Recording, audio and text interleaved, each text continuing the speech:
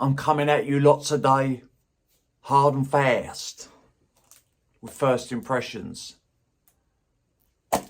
Let's do it.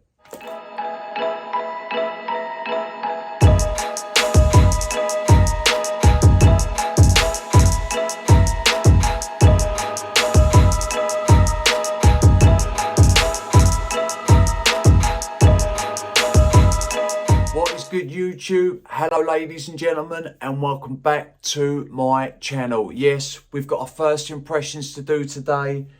This is a dupe or an inspired by fragrance, or it is inspired by Tomford's Lost Cherry, and this is Maison Alhambra's Lovely Sherry.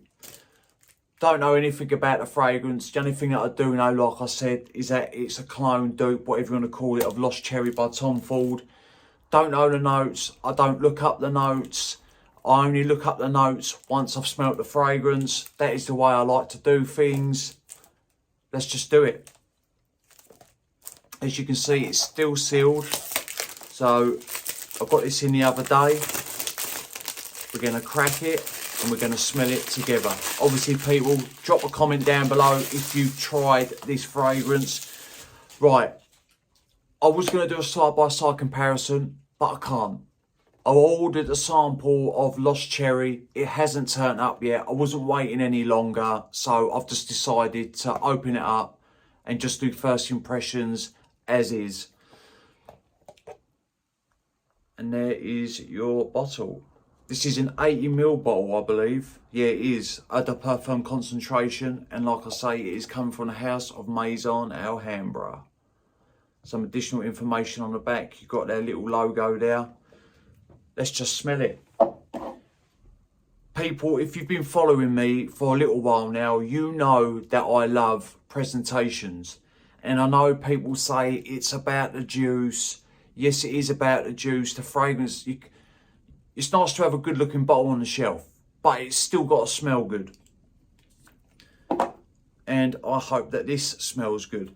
I just want to say quickly, right, some people like reviews like this, like clones and dupes, and some people might not like these videos, but it's each to their own. Some people don't have the funds, have the coin, have the dough, have the money to go and spend £200, £300, £400 on a bottle of perfume, aftershave, whatever you want to call it. So some people like to get the scent profile for a lot cheaper, and I can see that, hence why I do these videos. So just drop a comment down below, interact with me a little bit, let me know what your thoughts are, let me know what's going on. I will always get back to you. I love it, I really do. Right, let's get a test strip and let's smell it. Like I say, at the end of the day, it is about the juice. Cap, yeah, doesn't click into place at all. It's a little bit of a snug fit. All the other ones that I've got, like Bright Peach, them caps, they just fall off. So never pick these up by the caps. You've got their logo on the top there, and it's just a plain bowl. Let's go. Let's prime the atomizer. Not a bad atomizer. God, that's nice. That's very nice. A couple of generous. Let's give it another one. Let's go on skin and all. Why not? God, that's loads of sprays. I love it. God, it's nice. Very nice. Right. Obviously, there's cherry in this, but it's coming across. It's coming across a little bit bitter and boozy. Yes. Wow, that on skin. These, I know people will say, do it on test strip because that's what everybody's going to smell. But straight away, this has definitely got a boozy note in it, because on skin, that is quite boozy. And on test strip, it's just ever so slightly boozy, but on my skin I can smell that this has got some type of alcohol in it. Definitely. There's a little bit of a bitter bite up top, but that is starting to calm down. Like when I first sprayed it, it was a little bit bitter, but now it's really calming down. It's a little bit woody, a bit creamy, a bit dark, a bit boozy. This would make a great date night fragrance. I really do think that. It's cherry, but it's not just full on cherry. There's other things going on. Like I say, it's got a little bit of a boozy edge. There's definitely some type of woods in this, I believe. That bitterness is completely gone now. Yeah. Yeah, now it's got like a little bit of a creamy nuance to it. Man, this is nice. This is very nice. Do you want me to tell you what I didn't get? I didn't get an alcohol blast, which is very, very good. Because sometimes these clones, when you first spray them on, they can give you, or you can pick up this sort of nasty alcohol blast. I didn't just get that with this fragrance. So that is a big plus. Right, we're going to look up the notes. My first impressions on this fragrance, great. Like I say, I can't do a side-by-side. I smelt Lost Cherry ages ago. I can't really remember. So I can't sit here and say this is 80% alike.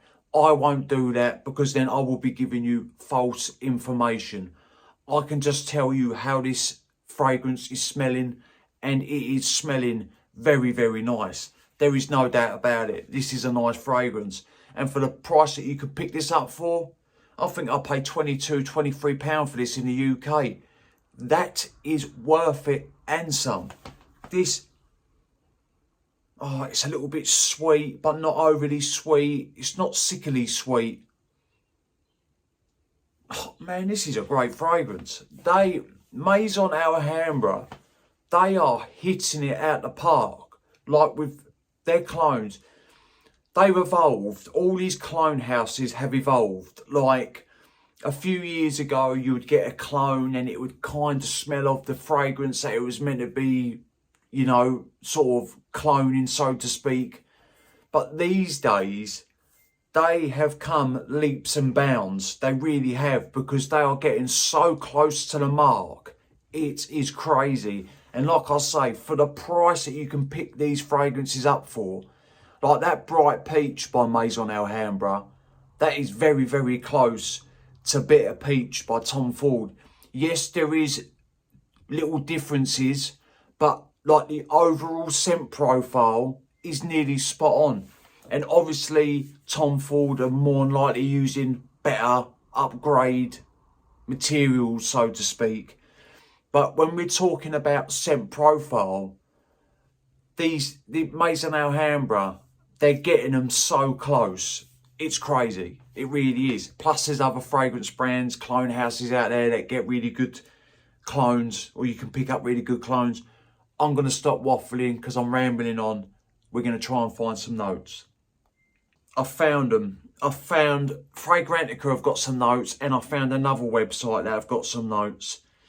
So this is saying black cherry, cherry liqueur, bitter almonds, Grieto syrup, Turkish rose, jasmine sambac, pearl balsam, roasted tonka beans, sandalwood, vetiver and cedar.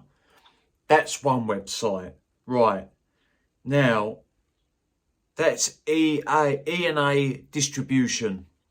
Now let's go on Fragrantica. The notes on Fragrantica are saying bitter almond, rose, cherry, black cherry, amber, toffee, tonka bean and pearl balsam. So 2 different note breakdowns. Me personally, yes, it does have a little floral touch, but it's sitting way in the back. I think that this does have some type of woodsy or wood notes in it, because I can pick up this sort of woodsy nuance. Overall, this is a great smelling fragrance. If you're into your cherry fragrances, this is definitely worth a pickup, because for the money, let me tell you something, people, I'm going to say it again, this is worth the coin and some.